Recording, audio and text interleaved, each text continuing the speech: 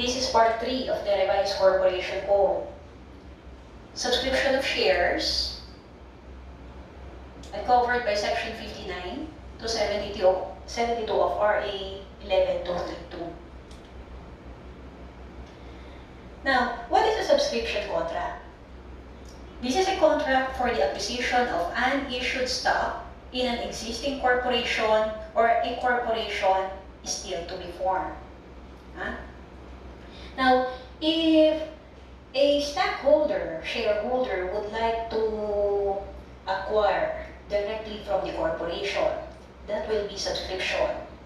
If a person would like to buy or purchase from a stockholder or a shareholder, that will be sale or purchase. We should make distinction between a subscription and purchase. Now, in the acquisition of shares, stocks cannot be issued for a consideration less than par or issue value, because this will constitute as watered stock. And remember what I told you, watered stock are not allowed. Issuance of watered stock, and those who authorize, those who allow issuance of watered stock will be liable to the corporation as well as the corporate creditor. Stocks cannot be issued for lower than par or issue value. Now, stock shall not be issued in exchange for promissory notes or future services. There must be a valid, a lawful, and existing consideration at hand. It cannot be a mere promissory note or a promise to render future services. Now, what would be the consideration for stocks? Under Section 61, the actual cash paid to the corporation, property, labor or services performed, previously incurred indebtedness of the corporation, amounts transferred from unrestricted retained earnings to stated capital. What else? Outstanding shares, exchanged for stocks in the event of reclassification or conversion, shares of stock in another corporation, or other generally accepted form of consideration. So simply put, there must be an existing consideration. It cannot be a promissory note or future service. Now, question. The following may be the consideration of the shares of stock of a corporation, except actual cash, allowed, previously incurred indebtedness of the corporation, that is also allowed, amounts transferred from unrestricted retained earnings allowed. Letter D, service to be performed by a lawyer on the proposed increase in capital stock of the corpo. This is not allowed. Our answer is letter D.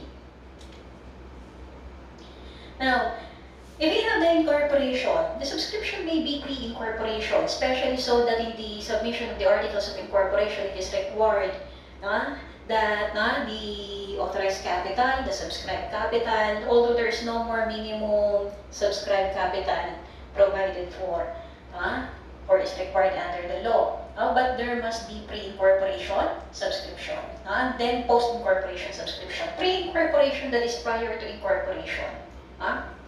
Post, that will be subsequently after incorporation, after the corporation has been given or issued certificate of incorporation.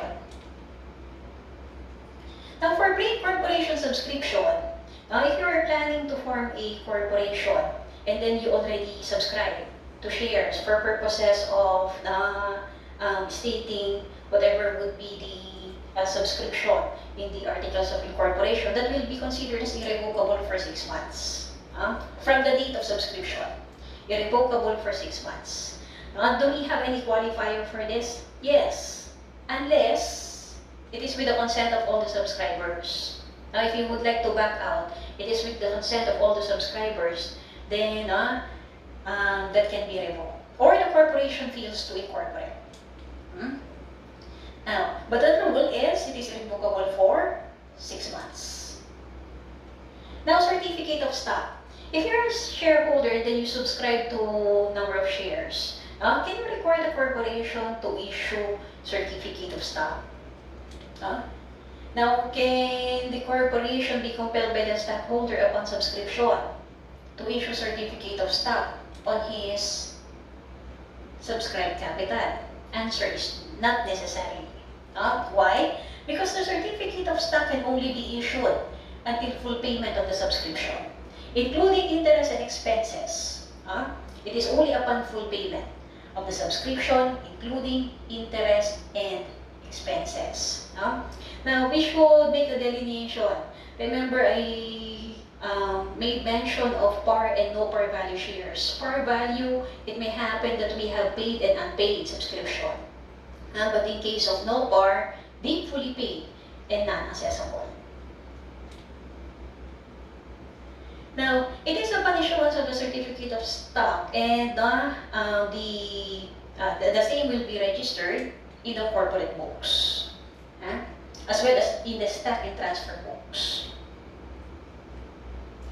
Now, as I told you, those who authorize, directors who allowed, who voted for the issuance of watered stock, these are watered stocks. These are stocks issued gratuitously or for less than par, or for the issuance of dividends without any unrestricted retained earnings, without any consideration given, will be jointly and severally liable to the corporation as well as third persons. And that is not allowed and prohibited by law. Now, front page shares. Once you subscribe to shares, are you entitled to the rights pertinent to your shares? The owners of unpaid shares shall have all the rights of stockholders except the right to the issuance of certificate of stock. You have the right to dividends, you have the right to vote, you have your appraisal right, you have your preemptive right, except the right to issuance of certificate of stock. Now, the subscriber of unpaid shares which are now delinquent shall be entitled to the following rights, except the right to stock certificate.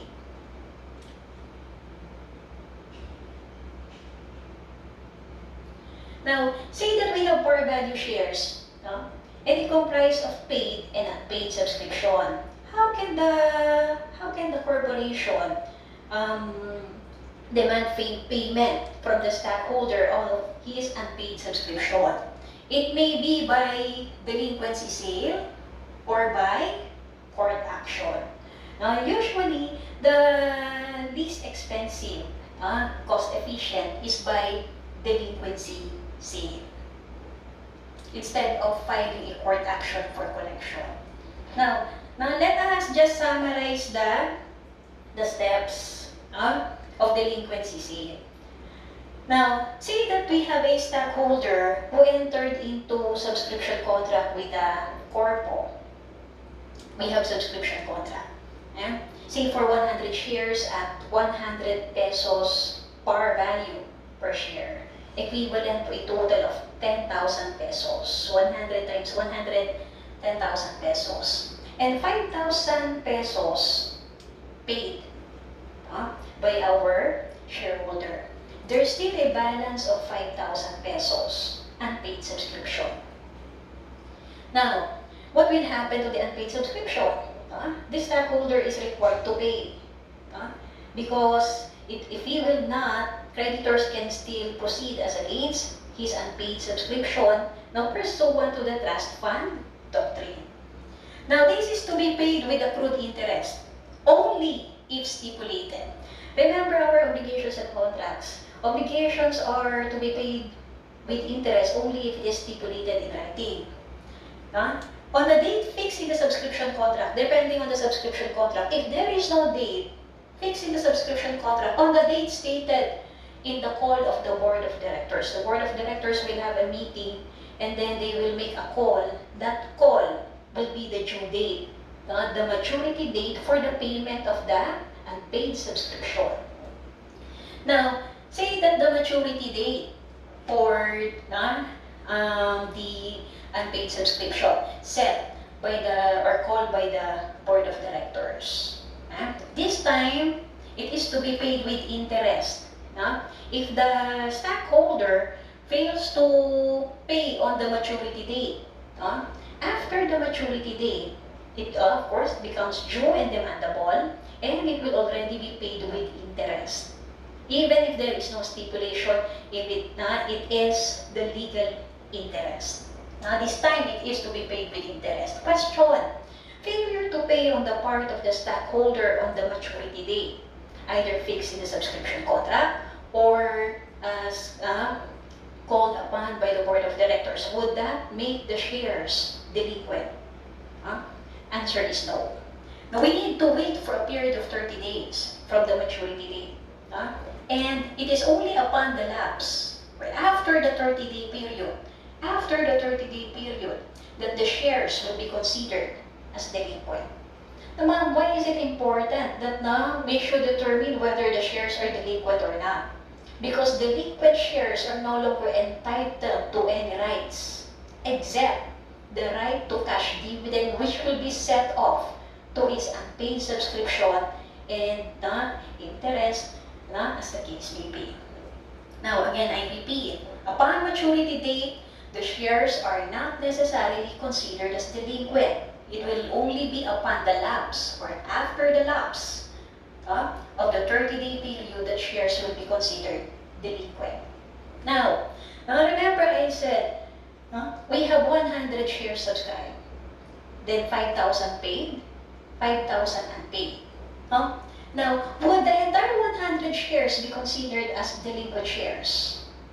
For failure to pay by the stockholder 30 days after maturity? Answer is yes. The entire 100 shares, the entire subscribed shares of the stockholder become delinquent and will be held for auction sale. We call that as delinquency sale. Now, what will be our rule for delinquency sale? Delinquency sale shall be held not less than 30 days nor more than 60 days from the date the stocks become delinquent. Not less than 30 nor more than 60 days from the date the stocks become delinquent. With proper notice to the stockholder concerned, so that he can participate in the sale, in the auction sale. And with publication in 2 consecutive weeks in newspaper of general circulation, in the place of the principal office of the corporation. Notice plus publication. Of course, publication is required, the fact that this is a public sale. Now, in the public sale or in the delinquency sale, to whom will the shares be awarded to? The shares will be awarded to the bidder, who shall offer to pay the full amount of the balance, interest, cost of advertisement, and expenses of sale for the smallest number of shares. I told you that if the stockholder subscribed to 100 shares, all the shares, even if he has partial payment, all the shares will be considered as delinquent. And in the delinquency sale, it shall be awarded to the bidder who is willing to pay everything for the lowest number of shares. Say now we have bidder A for only 20 shares, willing to pay 15,000 pesos because it's not including some other expenses, interest, cost of advertisement, and other expenses. Now bidder B for 30, bidder C for 40, to the one with smallest number of shares, and that is bidder A. Now, in case that we have a bidder, the certificate of stock issued to the purchaser. The remaining shares, if any, shall be credited in favor of the delinquent stockholder. Say that we have 20, 20, and 80. Now we have 20 shares, then we have 80 shares will be given to the delinquent stockholder. However, the problem is, if there is no bidder, no one is willing to pay all the liabilities, all the unpaid, plus the cost, interest. Now, in this case, this is also one of those instances that the corporation can reacquire its shares. Provided, again, as I reiterate, provided that there exist unrestricted retained earnings. If there is no bidder, all shares shall be credited in favor of the corporation and will be held as part of the treasury. All shares, that means all the 100 shares. What will happen to the payment, partial payment of the subscription? That will be forfeited already in favor of the corporation. And perhaps it would be much better for the stockholder since now he is given notice to participate so that he can still protect his interest in the corpo. What will be the effect of delinquency? No longer entitled to the rights of stockholder except the right to cash dividends, which will be applied to the unpaid obligation. That is why it is important for us to know when do the shares become delinquent. And it will only be upon the lapse of 30 days from the maturity. How do we know the maturity? It depends on the subscription contract, if there is any, or upon call of the board of directors. A subscribed to 1,000 shares of stock of X corporation.